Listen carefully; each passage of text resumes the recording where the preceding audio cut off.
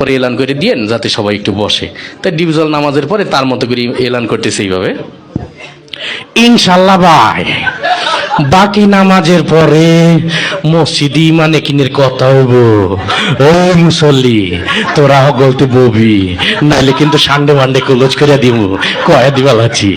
তা সবাই তো ভয়ে বসে গেছে, সর্বনাশ যেই লোক এলান করছে না বসলে তো খবরই আছে।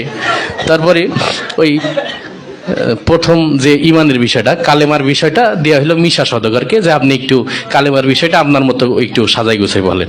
তাই মিশা সওদাগর কালেমার বিষয়টা বলতেছে এইভাবে, আমরা দু চোখে যা কিছু দেখি আর না দেখে সব আল্লাহ সৃষ্টি মাখলুক।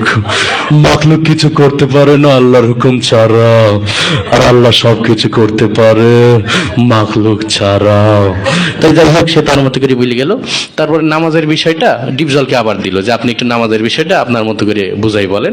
তা ডিপজল নামাজের বয়ানটা করতে সেইভাবে, ওই আল্লাহ রাসূল যেমতে যেমতে নামাজ পড়ছে আর সাহাবীগো শিখাইছে অমতেই নামাজ পড়তে হইব, বোঝো নাই মাসলাডা দুধু খা, ওই সব নামাজ শিখাই দিবি। যাই হোক সে তার মতো করে বললেও।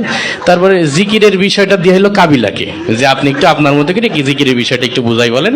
তাই কাবিলা জিকিরের বয়ান করতেছে এইভাবে, ওর হালতে মাওলা পাকে জিকির তোমার দিলের ভিতরে টাস টাস দিয়ে বাজতে থাকবে। জিকির হইলে যদি তুমি কবরের ভিতরে হান্দাই পারো তাইলে তো বাইসেই গেলা, আর জিকির না হইলে কবরে হান্দাইলে ফেরেশতারা তোমার 14 শিখের ভিতরে হান্দাই দেবে। যাই হোক সে তার মতো করে বলে গেল। তারপরে একরামুল মুসলিমিন, মুসলমান পরস্পর হৃদ্যতা ভালোবাসা, এটা দিয়ে হইলো নায়ক ওমর সানিকে। তো ওমর সানি তার মতো করে বুঝাই বলতেছে এইভাবে, একজন মুসলমান আরেকজন মুসলমানের দুঃখ কষ্ট ভাগাভাগি করে নেওয়ার নাম একরামুল মুসলিমিন। চৌধুরী সাহেব আমরা গরিব হতে পারি, আপনার মতো বদদিন নই, আমি গত মাসেও 3 তিল্লা দিয়েছি। যাই হোক সে তার মতো করে বললো।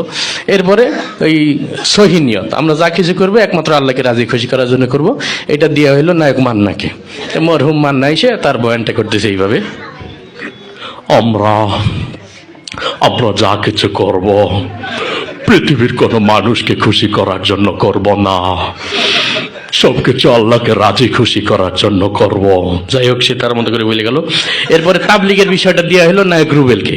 তাই নায়ক রুবেল তার মতো করে বলতেছে এইভাবে, আল্লাহর দিয়া জান, আল্লাহর দিয়া মাল, আল্লাহর দিয়া সময় নিয়ে আল্লাহর রাস্তায় বের হয়ে আল্লাহর দিয়া জান মাল সময় সঠিক মূল্যায়ন করতে হবে।